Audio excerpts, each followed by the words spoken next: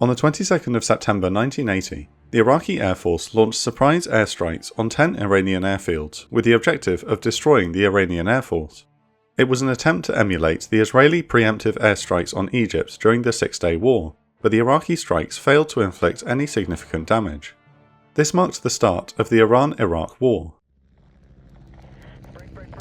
Hold on 7, this is Group 1, troops contact. Coordinates to follow. The attack was followed up on the ground the next day as Iraqi forces crossed the border in strength and advanced into Iran. The main effort was directed against the province of Khuzestan, an oil-producing region in southwest Iran. President of Iraq, Saddam Hussein, had expected a quick and decisive victory, but the conflict dragged on in an 8-year war of attrition that devastated both countries. Both sides eventually agreed to a UN-brokered ceasefire, and the war came to an end in August 1988. Outside of the world wars, it was one of the longest, bloodiest, and costliest armed conflicts of the 20th century, with scenes reminiscent of the Great War with the use of tanks, trench warfare, and human wave attacks. Iraq used chemical weapons on a massive scale and deliberately attacked civilians. Another notable feature of the war was the state-sanctioned recruitment of Iranian children as young as 12, who were glorified as martyrs for fighting against their Iraqi enemy. Iraq benefited from significant international support during the war, but despite this, the results were indecisive. There was no real victor, and the war did not result in any border changes or reparations. It is estimated that the war resulted in around 400,000 deaths, and cost hundreds of billions of dollars in destruction, and yet it ended with a return to the status quo that had existed before the war. At the end of the Great War, the Ottoman Empire was in ruins, and Iran was considered the preeminent power in the Persian Gulf. In 1932, Iraq became an independent nation, and a dispute arose with Iran over the control of the Shatt al-Arab waterway. The river runs along the southernmost border between Iraq and Iran, and is an important channel for both countries. For Iraq, it was strategically vital because it was their only access to the Persian Gulf for seaborne imports and exports. There had been a long history of territorial disputes over the Shatt al-Arab, but after the Great War, British advisors in Iraq kept the waterway binational under the Talweg principle, where the dividing line would run along the deepest part of a river channel. In 1937, Iran and Iraq settled their dispute. They signed a treaty that recognised the border along the low water mark on the eastern side of the Shatt al-Arab.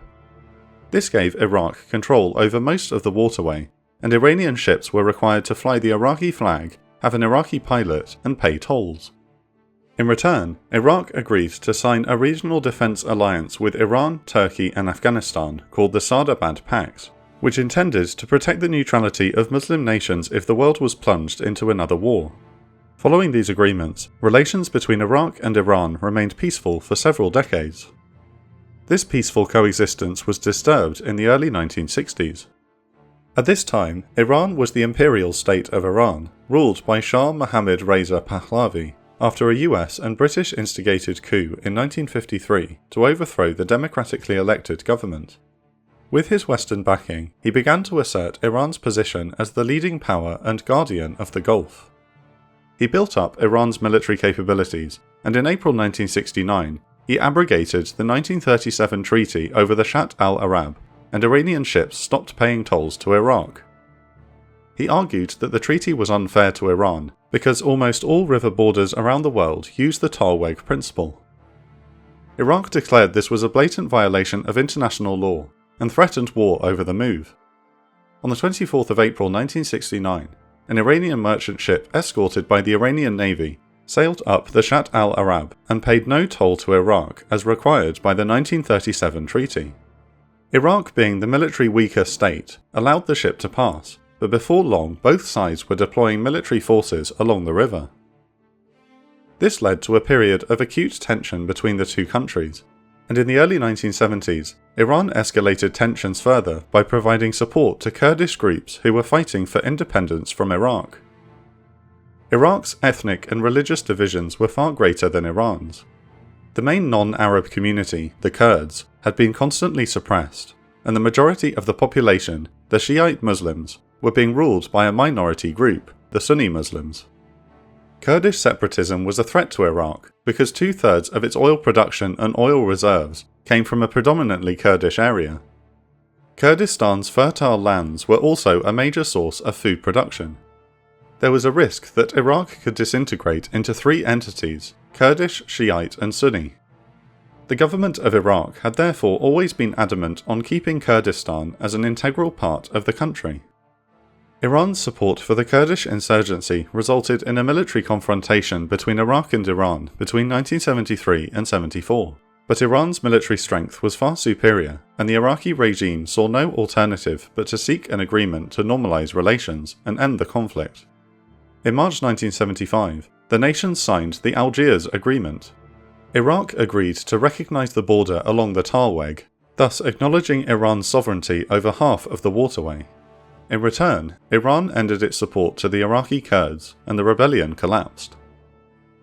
The Algiers Agreement was seen as a national humiliation in Iraq. In the face of Iranian bullying, Iraq had paid a high territorial price, whilst Iran had made no concessions. In 1979, the status quo was disrupted again by the Iranian Revolution. The Shah was overthrown, and the imperial state of Iran was replaced by the present-day Islamic Republic. The Shah of Iran, Mohammad Reza Pahlavi, had cultivated a close relationship and had been bankrolled by the West in return for being the guardian of the Gulf and acting as a bulwark against communism. This support had enabled him to consolidate his power as an authoritarian ruler, and he became increasingly unpopular with the Iranian people.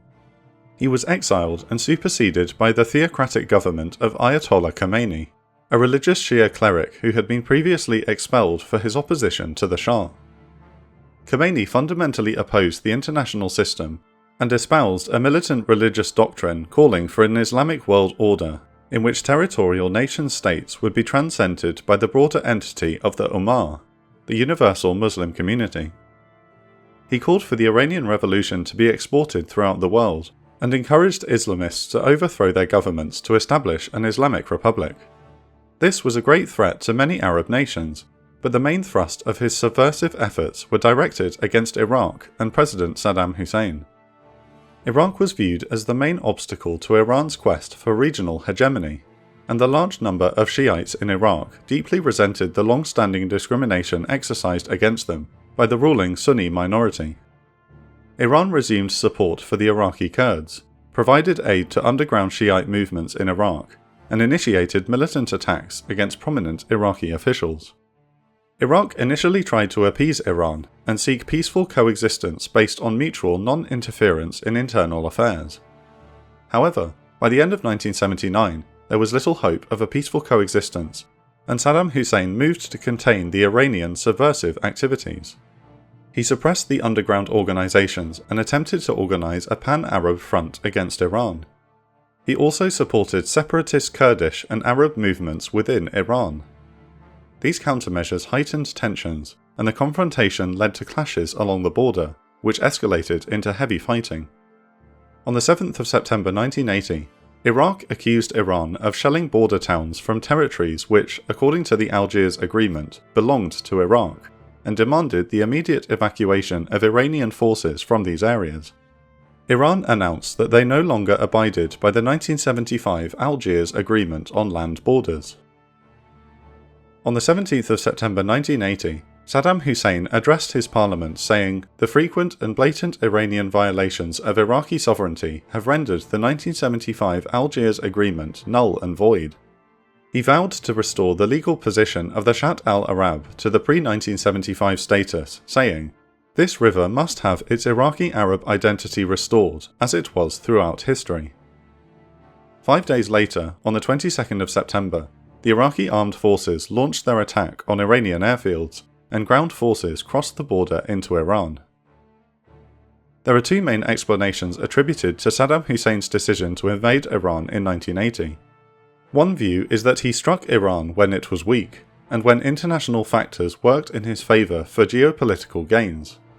He sought to exploit the chaos caused by the Iranian Revolution to further Iraq's interests and assert its regional hegemony.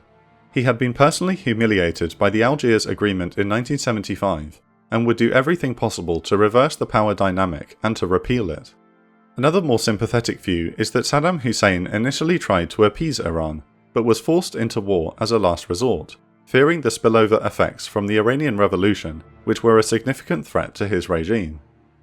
His attack was a preemptive move designed to exploit a temporary window of opportunity in order to stop the Iranian threat. This view is consistent with Saddam Hussein's limited military aims, which did not go beyond the Shatt al-Arab and a small portion of the southern region of Khuzestan, where he hoped the substantial Arab minority would rise against their Iranian oppressors.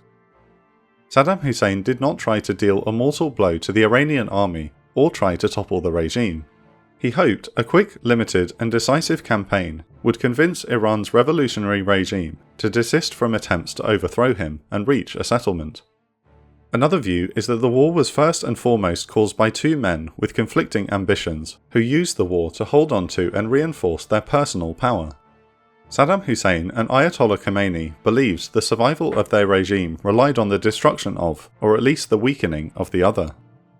Thanks again to our amazing patrons whose support enables us to make these videos.